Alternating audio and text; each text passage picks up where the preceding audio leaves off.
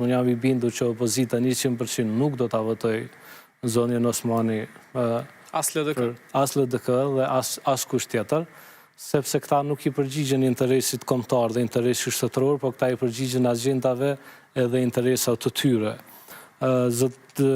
Zotëria tha që për poste, po, fatkeqësisht për post edhe zonja presidente, ka bërë veprime të cilat janë, si themi, paradokse dhe janë jashtëzakonisht të dëmshme për vetë shtetin. Partitë opozitare po thonë që qasja nuk ka qenë neutrale, karshive të vendosjes dhe partive tjera, prandaj s'mund ta votojnë. Shkurt të kjo tema, sepse është shumë më rëndësi. Vjosa Osmani në karrierën e saj ka qenë vazhdimsi e atyre kryeministra dhe politikanëve të cilët I ka pasur Kosova. Fakti se kjo, unë mendoj, dhe do të kthehem te fakti, unë mendoj që për të zgjedhur lider duhet për ta drejtuar një vend, një komb, një shtet, duhet të ketë personi ose zonja duhet të ketë dy cilësi. Cilësia e parë të jetë dituria dhe e dyta besnikëria e pa kompromis ndaj atë dheut. Lojaliteti deri në vdekje ndaj atë dheut, ndaj shtetit, ndaj interesit kombëtar.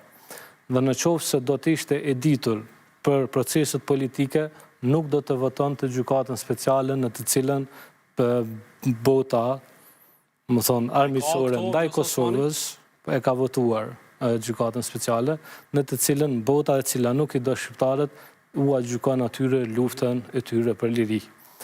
Dhe mbi të cilën luftë është ndërtuar edhe shteti I Kosovës, ndërkohë që avokojnë jashtëzakonisht shumë për njohjen e Republika Srpska, republikë e cila ka dalë nga gjenocidi të cilën e kanë bërë serbët mbi bosnjakët.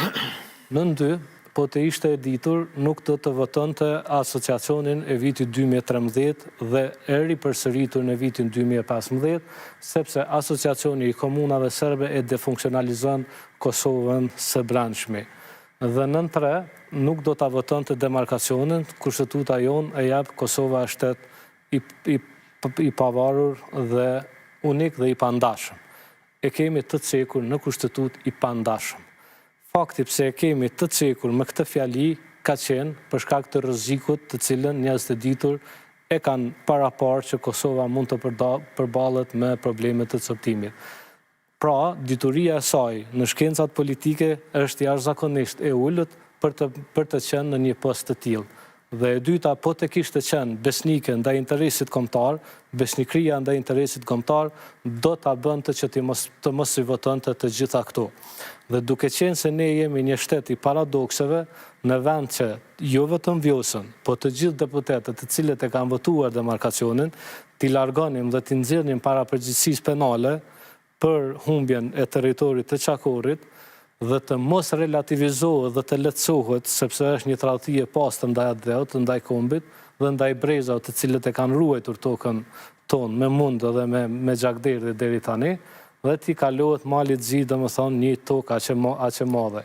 Pra, po të ishte besnike, besnikëria ndaj interesit kombëtar do ta largonte dhe duke mos pasur as diturinë dhe as besnikërinë, e sidomos në problemet në të cilat po futet Kosova dhe në gjeopolitike e cila mund të prodhojë nga momenti në moment rreziqe,